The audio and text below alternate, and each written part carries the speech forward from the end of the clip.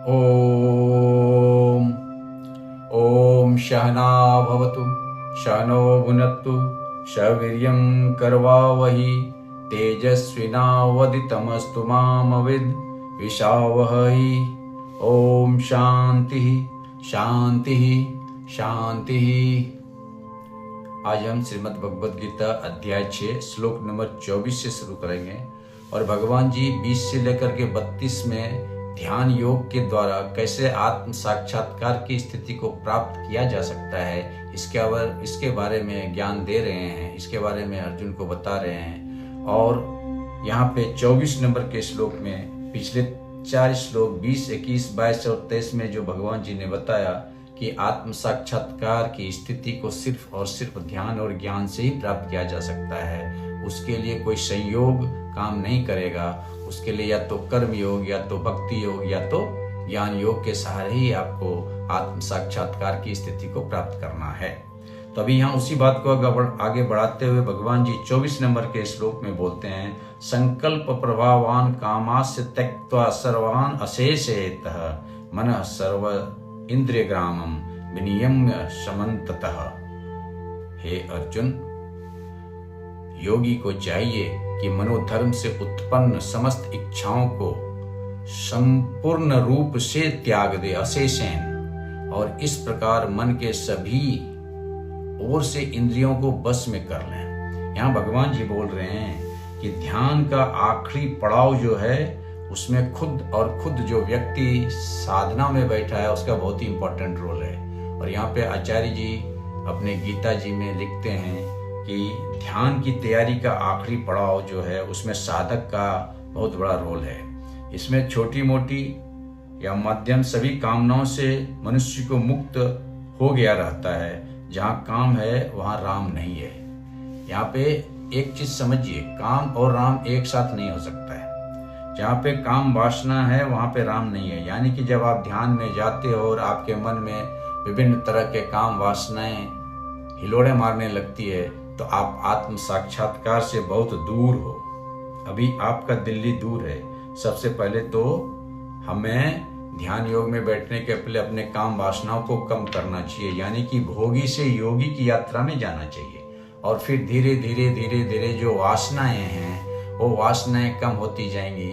कहने का मतलब है कि जो आपका हाई डायमेंशन गोल है, जो आपकी हाई लेवल की वासना है वो आप में आती जाएगी और लो लेवल की वासनाएं खत्म होती जाएगी। इसी को हमने बात किया योग से वियोग का फंडामेंटल जो है। जब आप कोई हाई डायमेंशन से युक्त हो जाते हो तो आप लोअर डायमेंशन से मुक्त हो जाते हो। तो यहाँ भी इसका एक आचार्य जी ने एक उदाहरण दिया कि चोटी जो है, जब कोई भी व्यक्ति गुरुकुल में पढ़ने के लिए जाता है तो क्या करता है, अपने सारे बाल कटा लेते हैं और सिर्फ एक चोटी रखता है।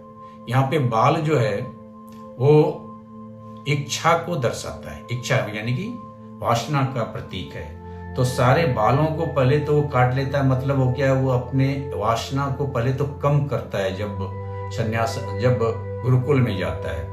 और फिर धीरे धीरे वो कर्म ज्ञान और भक्ति के द्वारा अपने बचे हुए विचार को भी खत्म कर देता है, अपने बचे हुए वासनाओं को भी खत्म कर देता है। और जब वो अपने सारे इच्छाओं को, अपने सारे विचारों को, अपने सारे कामनाओं को डिजॉल्व कर देता है तो फिर अंत में वो चोटी भी कटा लेता है। तो हमारे धर्म में, हमारे शास्त्रों में जब कोई विद्यार्थी गुरुकुल में जाता था तो वो अपने सारे बालों को कटा करके सिर्फ चोटी रख करके जाता था। और जब वहां से शिक्षा प्राप्त करके परिपक्व होकर के आत्म साक्षात्कार की शिक्षा को लेकर के, ज्ञान की शिक्षा को लेकर के लौटने लगता था तो बचे हुए चोटी को भी काट देता था। इसी तरह से जब योगी जो कि अपने इच्छाओं को बहुत कम कर लिया है, जब आत्म साक्षात्कार की स्थिति को पहुंच जाता है तो उस ज्ञान को, उस कर्म को, उस भक्ति को भी डिजॉल्व कर देता है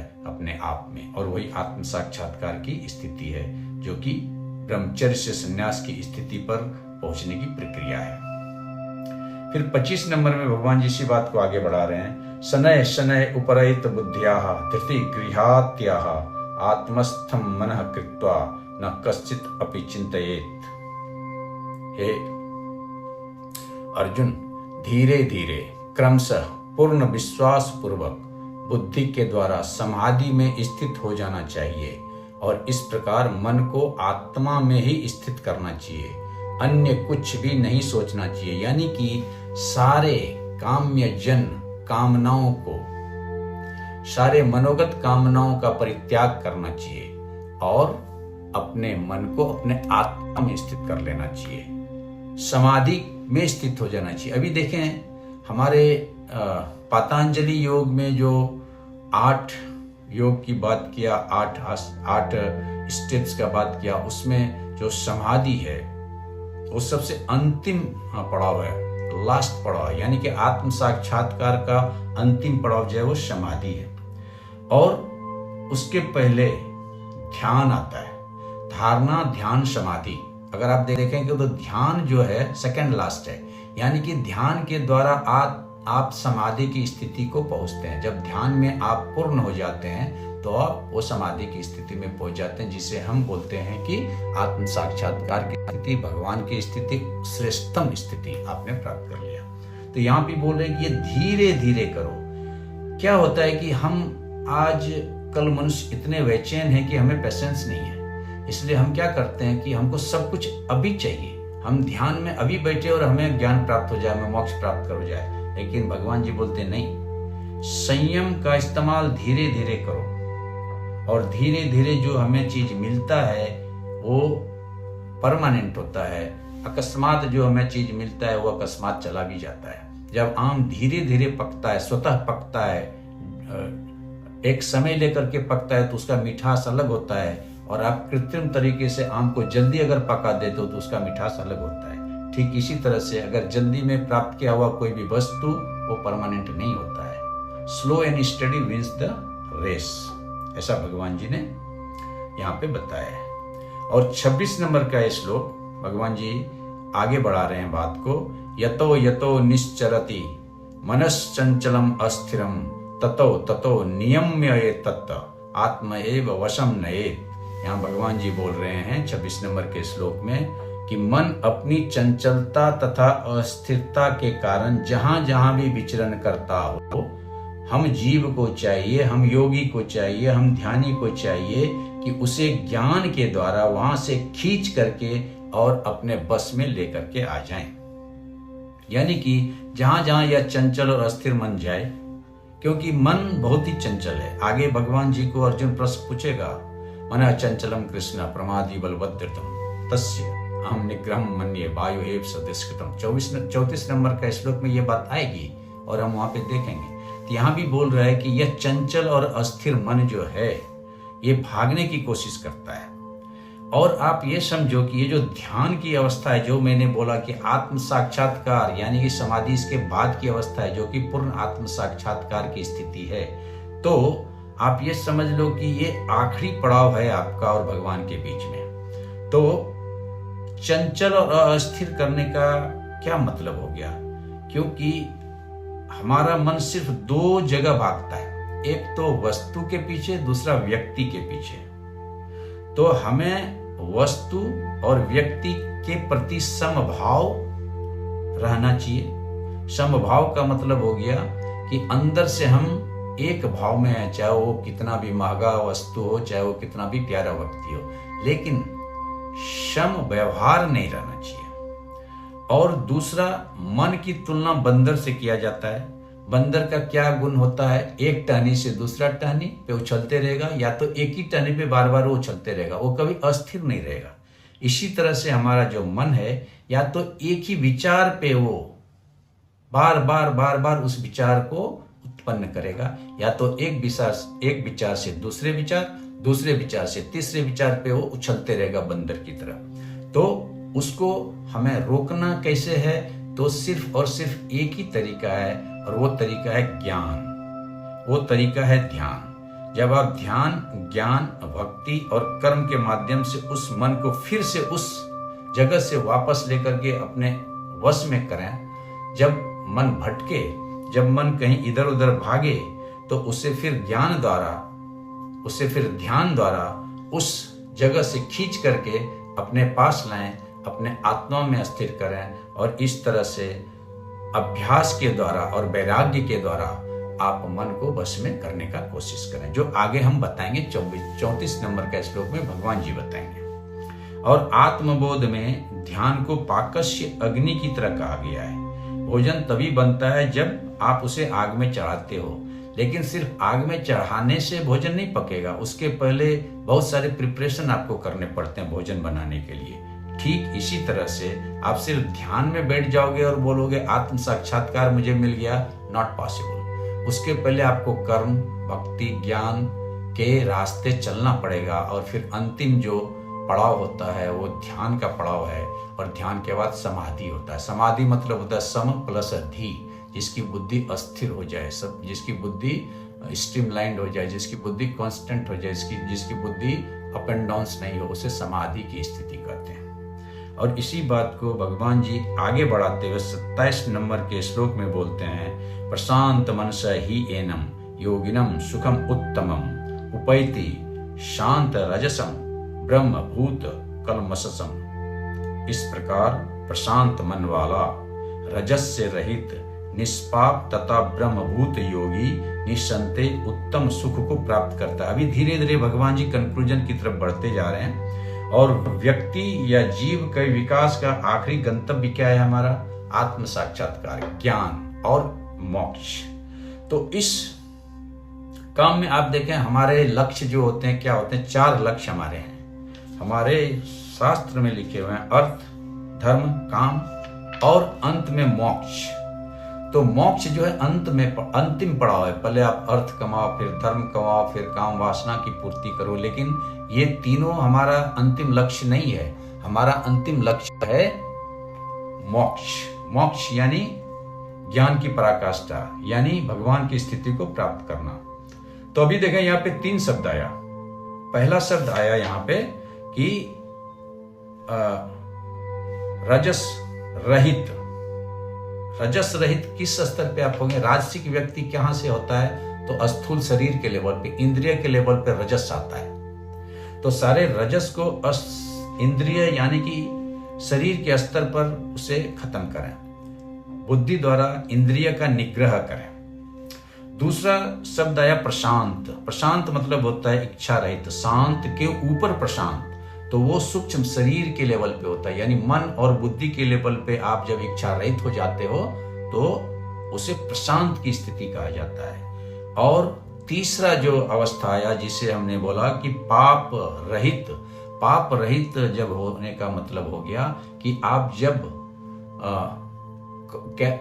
कॉजल बॉडी यानी कि कारण शरीर जो वासना का लेवल है, उस लेवल पे जब वासना रहित हो जाते हो, जब आप में वासना खत्म हो जाती है, तो फिर आप पाप से मुक्त हो जाते हो, आप पाप रहित हो जाते हो। और यहाँ पे पाप रहित का मतलब होता है एजिटेशन खत्म हो जाता है और mind will be in the peace, not into the pieces. यानी कि मन शांत हो जाता है, ना कि मन खंडित खंडित रहता है। तो यहाँ पे भगवान जी 3 लेवल पे एक आत्म साक्षात्कार को प्राप्त किया हुआ व्यक्ति बताया। शारीरिक लेवल पे वो रजस से मुक्त हो जाता है, यानी वो राजसिक नहीं रहता है, वो सात्विक बन जाता है। मानसिक और बौद्धिक लेवल पे वो प्रशांत हो जाता है, यानी कि उसमें कोई इच्छा नहीं रहता है, डिजायरलेस हो जाता है।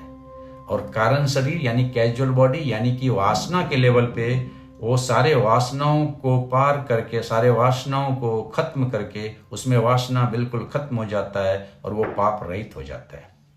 पाप यहाँ पे क्रिया में नहीं है, बिल्कुल प्रतिक्रिया में है। जैसे ही वासना मुक्त हो जाते हैं हम पाप रहित हो जाते हैं। जैसे जब हमारे मन में कोई भी शराब पीने की या तो नॉनवेज खाने की इच्छा खत्म हो जाती है, तो हमारा वो विचार ही नहीं रहता है, इसलिए हमारे मन में वो पाप नहीं उठता है कि हम ये करें या वो करें, क्योंकि पाप जो है वो क्रिया में नहीं है, वो प्रतिक्रिया में है। तो यहाँ पे भगवान जी ने बोला निःसंदेह। निःसंदेह यानी कि अनडाउटली। अभी भगवान जी यहाँ पे बोल रहे निःसंदेह आप जब ये 3 स्तर को प्राप्त कर लेंगे तो आप सारे पापों से, सारे रजस से और सारे इच्छाओं से मुक्त हो जाएंगे। और इसी बात को आगे बढ़ाते हुए भगवान जी और 28 नंबर में बोलते हैं युज्येन एवं सदा आत्मानं योगी विगत कलमशः सुखेन ब्रह्म स्पर्शम अत्यंतम सुखम उष्णिता। अभी यहाँ पे भगवान जी धीरे धीरे कंक्लूजन की तरफ बढ़ते जा रहे हैं कि इस प्रकार सदा आत्मा युक्त योगी दूर हुए पापों वाला, यानी सारे पापों से दूर हो जाता है, ब्रह्म को स्पर्श करके आराम से अत्यंत सुख का अनुभव करता है। अभी देखिए धीरे धीरे रिजल्ट पे आ रहे हैं भगवान जी कि जो ध्यान योग में सक्सेसफुल योगी है वो क्या हो जा रहा है कि अत्यंत सुख का अनुभव करता है। अत्यंत सुख का अनुभव का मतलब हो गया अल्टीमेट ब्लिस, अल्टीमेट हैप्पीनेस। और यहाँ पे एवं शब्द का प्रयोग कर रहे हैं भगवान जी, यानी कि अध्यात्म की पराकाष्ठा, अध्यात्म को एकदम हाई लेवल पे लेकर के बात कर रहे हैं कि जैसे ही व्यक्ति ब्रह्म को स्पर्श करता है, यानी कि ब्रह्म के स्थिति को प्राप्त कर लेता है, यानी कि जब ज्ञान की स्थिति को प्राप्त कर लेता है तो फिर वो इनफिनाइट ब्लिस को महसूस करने लगता है। जैसे नदी सागर को स्पर्श करती है तो नदी एक पूर्णता को प्राप्त कर लेती है। जैसे ही सोया हुआ व्यक्ति या तो स्वप्न में फंसा हुआ व्यक्ति जागृत के अवस्था को प्राप्त कर लेता है, वो एक जागृत अवस्था को प्राप्त कर लेता है। इसी तरह से भगवान जी बोलते हैं कि जो व्यक्ति इस स्थिति को प्राप्त कर लेता है, किस स्थिति को, ब्रह्म की स्थिति को प्राप्त कर लेता है, वो अत्यंत सुख का अनुभव करने लगता है। और अत्यंत सुख मतलब यहाँ पे हो गया अल्टीमेट ब्लिस। मूकम करोति वाचालम पंगुलंघयते गिरिम यत् कृपा तम अहम वंदे परमानंद माधवम। अथवा जिसकी कृपा से गूंगे भी बोलने लगते हैं, लंगड़े पहाड़ को पार कर लेते हैं, और उस परमानंद श्री माधव की मैं वंदना करता हूं। और इसके साथ हम अगले सत्र में श्लोक नंबर 29 से आगे बात करेंगे। तब तक के लिए ओम पूर्णमद पूर्णमिदं पूर्णात् पूर्णमुदच्यते पूर्णस्य पूर्णमादाय पूर्णमेवावशिष्यते। ओम शांति शांति शांति।